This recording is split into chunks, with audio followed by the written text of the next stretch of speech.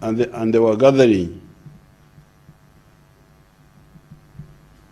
sizable numbers of people, which of course would facilitate infection. I campaigned in the whole country by using indirect methods, holding leaders' meetings of not more than 200 people,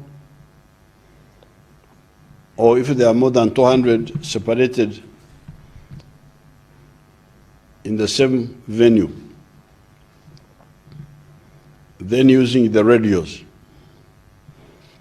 Even when I would come across large gatherings which would gather spontaneously, I would not come out to wave to them. Instead, I would sit inside the car and drive slowly, wave to them from inside the car, and continue. Nevertheless, the campaigns have now come to an end. The voting is the day after tomorrow. I call upon all registered voters to come out and vote. There have been practices of intimidation where especially the opposition people have been threatening people not to come out and vote. In some areas, they have even attacked peaceful citizens. I held a meeting with the security forces. They are ready to defend you. Therefore, don't fear anything. Come out and vote. Nobody would intimidate you. Nobody will attack you. If anybody tries to do that, we shall get him or her. So therefore, don't fear anything. Go out and vote. You saw how the rioters were defeated in Kampala here. There's no threat we cannot defeat. Don't miss the chance to vote. You go out and vote. We shall defend you. We have got all sorts of means. Simple means and complex means. There's no part of Uganda where we cannot reach, if not on foot, but by air, using all sorts of modern technology. I urge all citizens to keep peace. Keeping peace is a duty. It's not a favor. Sometimes some youth, especially in Kampala area, they come and tell me how they are planning this, how their leaders were telling them to plan bad things. You should tell everybody that keeping peace is a duty, it's not a favor. If you try to disturb peace, you'll have yourself to blame. The security forces, following the law, are ready to deal with any troublemaker. Therefore, do not be tempted to blame.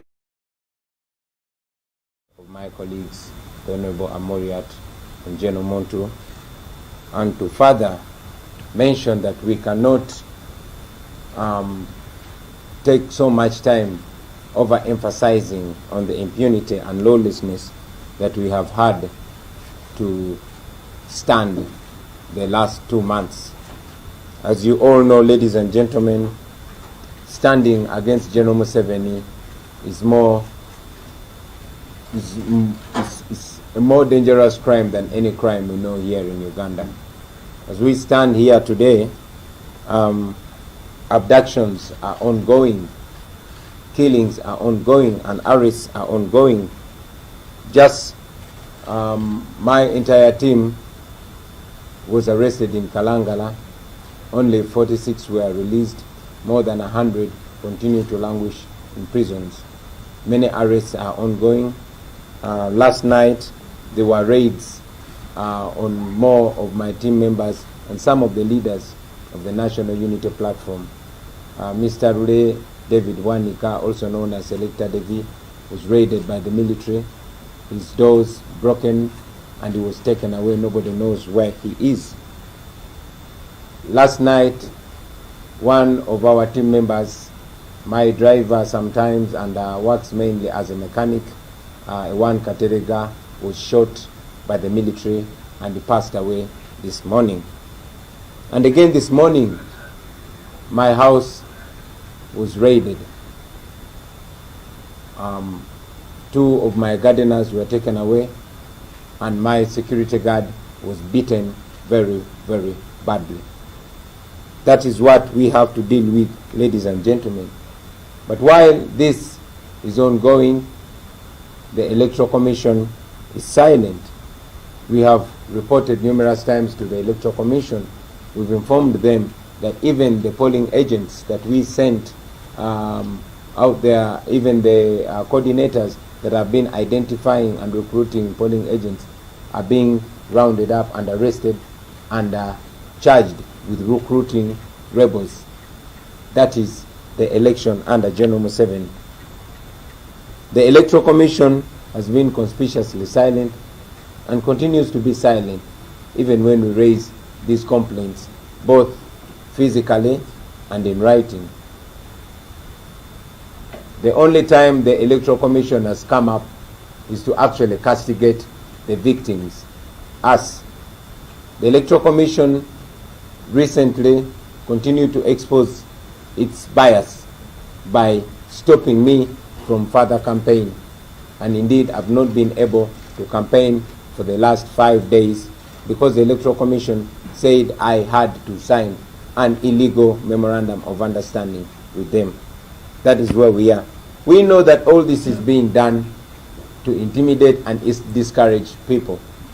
We know that by deploying the military and police in all places, by arresting our members, by arresting people indiscriminately, the regime is trying to discourage Ugandans from turning up in large numbers and vote. So I will not dwell on the challenges that we are facing. Let me go straight to the message that all of us as the forces of change seek to communicate to you this morning. We are raising our voice in unison and agreeing that indeed it is time for Uganda to have change. We are therefore adding our voices together to call upon all of you fellow Ugandans to turn up in large numbers and vote. By now, all voters have made up their mind. By now, we know all voters know who they want to vote for. But most importantly, we are convinced that all voters in Uganda would want a better Uganda, a peacefully changing Uganda. Therefore, we call upon all of you fellow Ugandans to turn up